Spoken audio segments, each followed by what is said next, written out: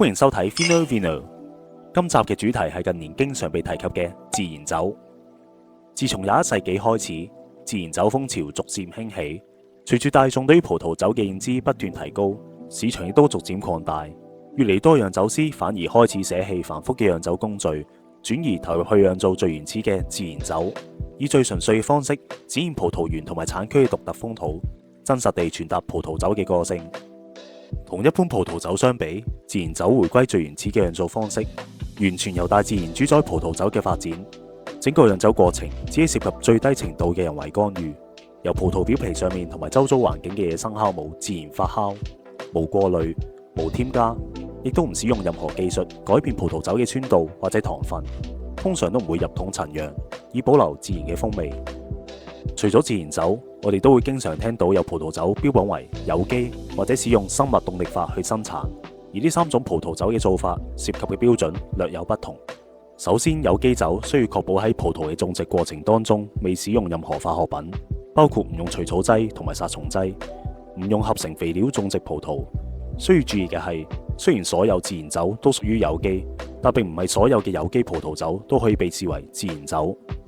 生物動力法酒嘅概念源自奧地利哲學家 Rudolf Steiner 嘅生物動力農法。呢種方法強調結合生物多樣性，遵從自然法則以保持生態平衡，同時根據月亮嘅週期調整種植同埋採收嘅時機，將葡萄園本身構建成為一個可持續發展嘅葡萄酒生產系統。自然酒首先係可以由有機或者生物動力法種植嘅葡萄製成，務求呈現葡萄嘅自然野性同埋原始嘅風味。所以釀酒師喺自然酒裏面嘅角色只係陪伴住葡萄酒，釀製過程中干預極少。部分傳統酒莊堅持手工採摘葡萄，腳踏葡萄破皮榨汁，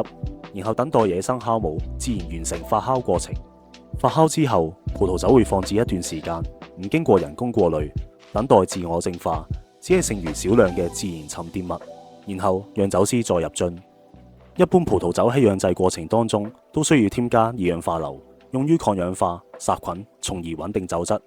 至於自然酒，發酵過程唔可以使用二氧化硫，但允許喺入樽之前加入極少量。如果有添加二氧化硫，酒標上會註明。一般嚟講，自然酒嘅二氧化硫添加量極低，大約為一般葡萄酒添加量嘅1/10。自然酒其實只係一個類別嘅統稱，喺保持低干預嘅同時，釀酒師仍然可以用唔同嘅風格去做酒。自然氣酒亦叫做 Pet Nat， 源自法文嘅 Pétillant naturel。Pet Nat 喺未完成一次發酵嘅時候就入樽，再任由樽內嘅野生酵母繼續發酵，同傳統氣酒嘅方法唔同，唔添加糖同埋酵母，亦唔進行第2次發酵。自然紅酒顧名思義就係用低干預、無過濾、無添加嘅釀製方法直接釀造嘅紅酒。至於自然產酒就係用上咗自然紅酒嘅方法，由白葡萄汁同白葡萄皮核接觸而製成。自然酒嘅風味充滿咗無限嘅可能性。相對於常見嘅工業化葡萄酒，自然酒以低干預、無過濾、無添加嘅釀製方式，呈現更加真實、簡單同埋充滿活力嘅個性。每一啖嘅自然酒都可以直接感受到產區葡萄嘅本性同埋葡萄園嘅風土，係真正嘅原味葡萄酒。如果你有興趣品嘗自然葡萄酒，又或者以生物動力法釀造嘅葡萄酒，可以去下面留言區嘅連結睇睇。多謝收睇今集嘅節目。如果你中意今集嘅內容，歡迎 subscribe 我哋 channel， 咁就唔會錯過 Vino Vino 更多關於葡萄酒嘅精彩內容分享啦。下集再見。